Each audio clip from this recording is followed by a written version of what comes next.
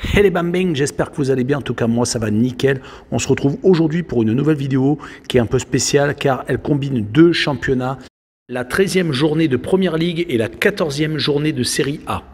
Tous ces matchs concernent le 27 novembre, j'ai été un peu pris par le temps, je n'ai pas pu faire les deux vidéos distinctes. Les matchs que je vous propose pour cette journée sont en Première Ligue, Crystal Palace contre Aston Villa, Norwich contre Wolverhampton, Brighton contre Leeds, Arsenal contre Newcastle et Liverpool contre Southampton. En Serie A, Sampdoria de Gênes contre le Hellas Vérone, Empoli contre la Fiorentina, Venise contre l'Inter de Milan et enfin le choc, la Juventus de Turin qui reçoit l'Atalanta de Bergame. Mais avant de commencer, n'hésitez pas à vous abonner à ma chaîne, à mettre un petit pronostic pour les comparer à mes analyses et également lâcher un petit pouce pour référencer la vidéo. N'oubliez pas qu'en description, vous avez mon lien Telegram. Vous cliquez dessus et vous nous rejoignez. Et tous les jours, je vous donne 2 codes safe et une code fun. Je vous donnerai sur chacune de mes vidéos un score exact et une cote sécurisée ou fun par match analysé. Je vous recommande également de jouer mes cotes en match simple pour éviter des surprises lors d'éventuelles combinaisons malheureuses.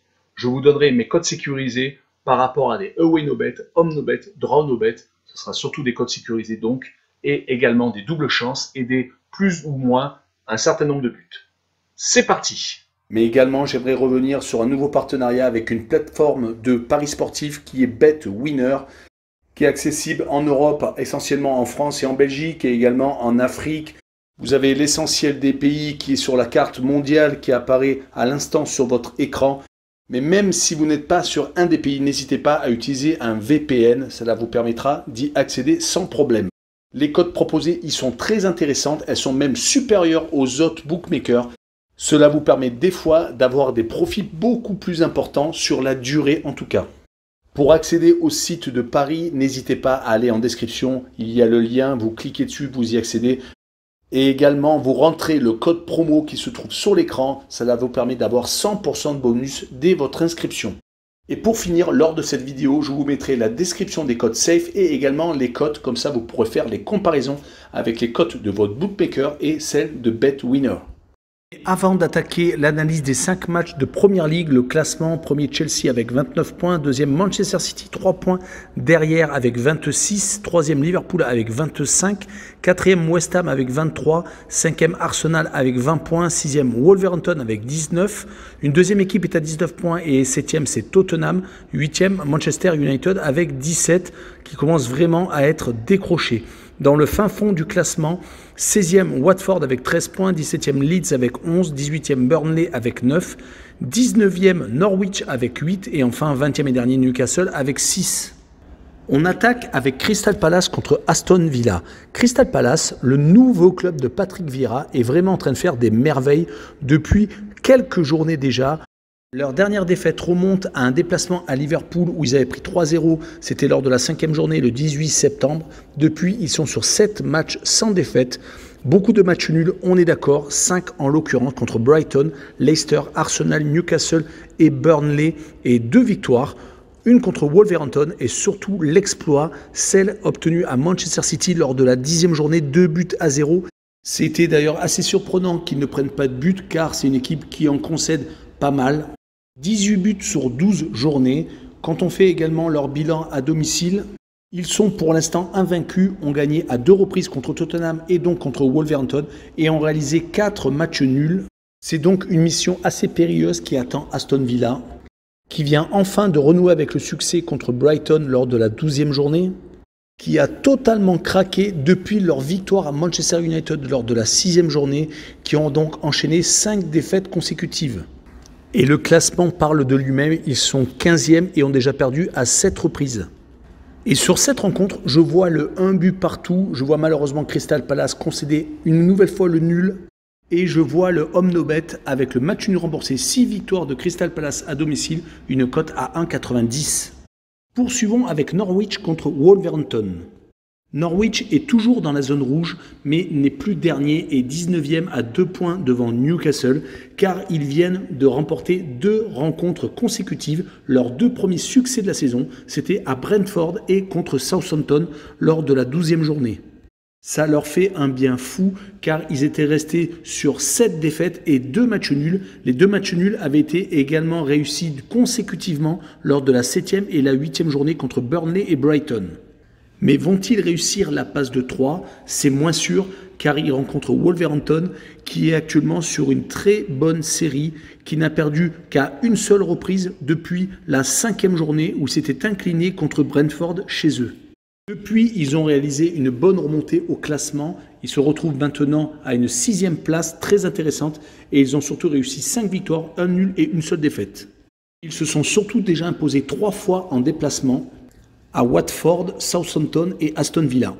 Et ils viennent de réussir l'exploit de battre West Ham qui était 3e du classement, 1-0. Donc sur ce coup, je les vois s'imposer 2-0 à Norwich et continuer à rester au contact des meilleurs. Et je vois le draw ou no bet avec le pari remboursé 6 matchs nuls, une cote à 1,50. Enchaînons avec Brighton contre Leeds. Brighton est toujours assez bien classé à la 9e place, à seulement 2 points du 6e Wolverhampton. Ils ont vraiment réussi un super début de saison, ne perdant qu'à une seule reprise jusqu'à leur 2e défaite qui était lors de la 9e journée contre Manchester City. Ils viennent malheureusement de concéder une 3e défaite, c'était lors de la 12e journée à Aston Villa.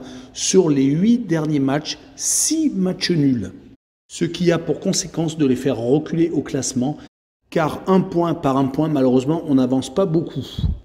Ils rencontrent Leeds qui n'est pas aussi à l'aise que la saison dernière, l'année de leur remontée, qui n'a gagné qu'à 2 reprises et a fait 5 matchs nuls et 5 défaites. Une bonne série pourrait peut-être les faire remonter, mais ça n'en prend pas le chemin, car même quand ils gagnent à l'extérieur, comme ça a été le cas lors de la 10e journée à Norwich, ils n'ont pas été capables de bonifier ce succès, car dans la foulée, ils avaient fait match nul contre Leicester. Pour l'instant, leurs 2 seules victimes sont donc Watford et Norwich, 2 équipes du bas de classement. Sur cette rencontre, je vois le match nul, 1 but partout, et je vois les 2 équipes marquer une cote à 1,82. Continuons avec Arsenal contre Newcastle. Arsenal vient de perdre sa 4e rencontre. Cela faisait très longtemps qu'il ne s'était plus incliné. C'était lors des 3 premières journées à Brentford contre Chelsea et à Manchester City. Mais un gros redressement et un gros serrage de vis a eu lieu grâce à Arteta qui a réussi à remettre tout le monde dans le sens de la marche. Il a carrément réussi à faire 7 clean sheets sur les 11 dernières rencontres. Espérons tout de même que le 4-0 encaissé à Liverpool ne sera qu'un accident. Mais il rencontre Newcastle qui n'a pas encore gagné une rencontre, a réalisé 6 matchs nuls et 6 défaites, qui depuis l'annonce de leur achat n'a toujours pas gagné une seule rencontre et même sur 2 défaites et 3 matchs nuls. Ils ont tout de même redressé la barre à l'extérieur avec 3 matchs nuls sur les 4 dernières rencontres. Newcastle sera sans doute une équipe totalement différente après le mercato hivernal, mais sur ce match, je vois Arsenal s'imposer 2-0 et j'ai envie de me laisser tenter par les 2 équipes ne marquent pas, une cote à 2,01. Finissons avec l'Angleterre et Liverpool contre Southampton. Liverpool est 3e du classement, un tout petit peu décroché de Chelsea qui a 4 points d'avance. La défaite à West Ham 3-2 lors de la 11e journée a été sans doute la cause de ce petit décrochage, car ils avaient tout de même réussi un très beau début de saison, 7 victoires et 4 matchs nuls.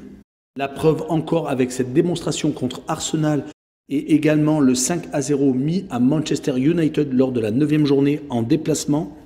Pour compléter, on parlera de leur parcours parfait en Ligue des Champions, 5 matchs, 5 victoires, avec tout de même dans leur groupe l'Atlético de Madrid, le Milan AC et le FC Porto. Ils sont pour moi en train de retrouver le niveau qu'ils avaient lors de leur titre de champion d'Europe, voire de leur titre de champion d'Angleterre. Si l'on veut être complet sur leurs 3 dernières réceptions, toutes compétitions confondues, ils ont fait 3 clean sheets consécutifs, en sachant que leurs 3 adversaires sont l'Atlético de Madrid, Arsenal et le FC Porto.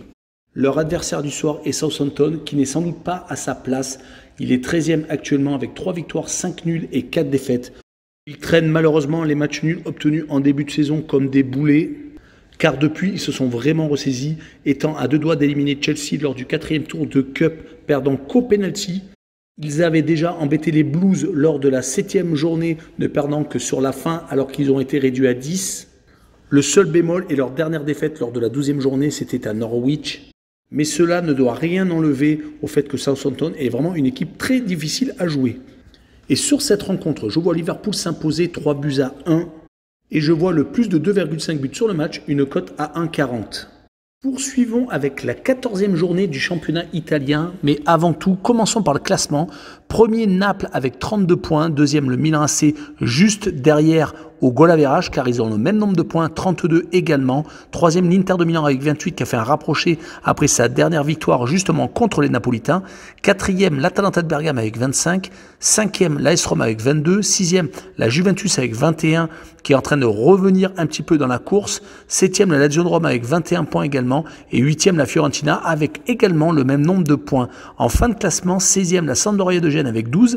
17e, la Spezia avec 11, 18e, le Genoa avec 9, 19e, le Cagliari avec 7 points et enfin, dernier, Salernitana avec 7 points également. Commençons avec la Sampdoria de Gênes qui rencontre le Hellas Vérone. La Samp vient de s'imposer à la Salernitana 2-0. Ça leur fait énormément de bien car ils ne gagnent pas souvent malheureusement. Ils sont 16e au classement avec seulement 3 victoires. Leur dernier succès remonté à la Spezia lors de la 9e journée, 2-1. Cela n'avait pas eu l'effet escompté, c'est-à-dire un électrochoc. Ils avaient enchaîné derrière 3 défaites consécutives. Espérons qu'enfin c'est un nouveau départ, surtout qu'ils reçoivent l'Hellas Vérone, qui est insubmersible chez lui, qui vient d'enchaîner une 5e victoire consécutive après avoir battu l'AS Rome, la Spezia, la Lazio de Rome, la Juventus de Turin et Empoli. Leur remontée au classement est assez fulgurante car ils avaient attaqué par 3 défaites lors des 3 premiers matchs. Et pour enjoliver cette invincibilité à domicile, ils font beaucoup de matchs nuls en déplacement et ont quasiment un parcours de champion. 4 matchs nuls sur les 5 derniers déplacements, dont un beau 1 but partout à Naples lors de la 12e journée. C'est pour cette raison que je vois un 1 but partout entre les deux formations. Et je vois également le Away No Bet avec le match nul remboursé, 6 victoires du Hellas Vérone en déplacement avec une cote à 2,03. Continuons avec Empoli contre la Fiorentina, 2 équipes fâchées avec les matchs nuls. La Fiorentina a 7 victoires et 6 défaites et donc 0 partage de points. Et Empoli de son côté n'en a réalisé qu'un seul à 5 victoires et 7 défaites.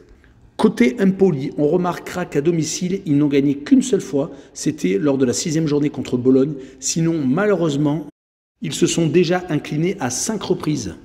Leurs belles performances sont plutôt à l'extérieur, avec déjà 4 victoires, dont une de prestige à la Juventus de Turin.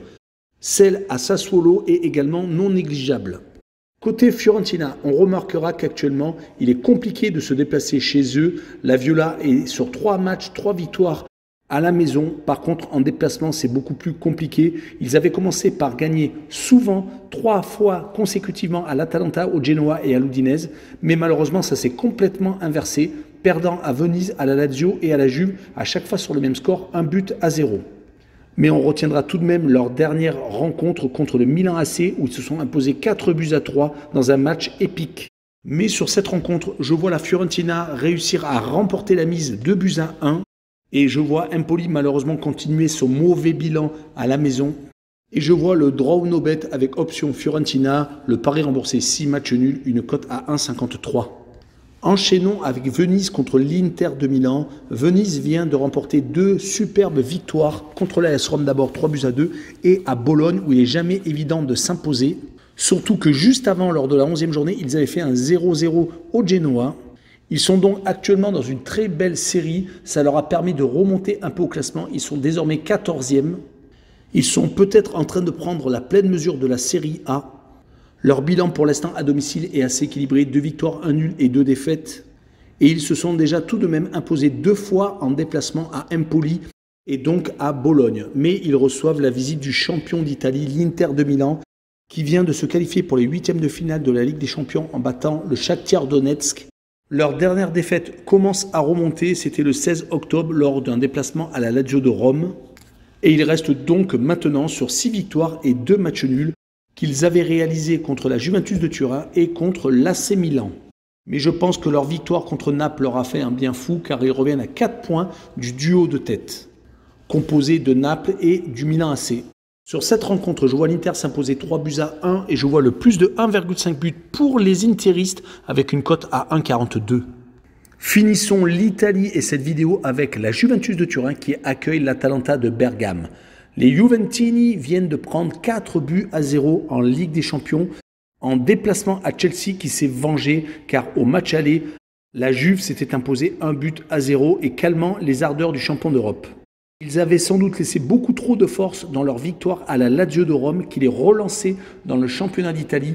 Pas pour le titre, je pense que c'est trop tard, mais c'est surtout pour une place de Ligue des Champions car la 4e place détenue par l'Atalanta est actuellement qu'à 4 points. D'où ce duel qui devient de suite super important. Mais les résultats de la vieille dame sont actuellement ultra irréguliers car on pense aux 2 défaites consécutives lors de la 10e et 11e journée contre Sassuolo et l'Hellas Vérone. Et derrière, 3 victoires consécutives contre le Zenit Saint-Pétersbourg, la Fiorentina et la Lazio de Rome. Sont-ils en train de repartir sur une mauvaise série? On peut espérer que non car c'est vraiment une équipe à réaction. Car lorsqu'ils s'étaient inclinés contre Naples, ils avaient enchaîné beaucoup de matchs sans défaite derrière.